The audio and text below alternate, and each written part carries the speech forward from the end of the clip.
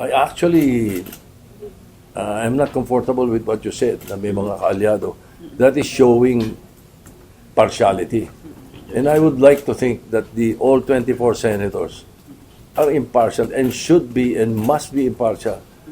We not only must be impartial, we should look impartial.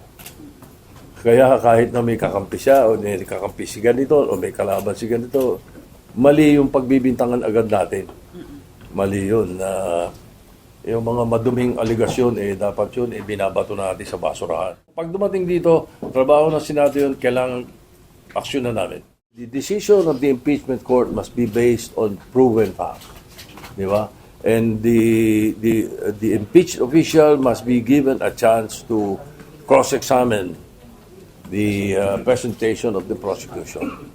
So, given that, dapat siya, blank tayo, neutral dapat ang isang senator judge.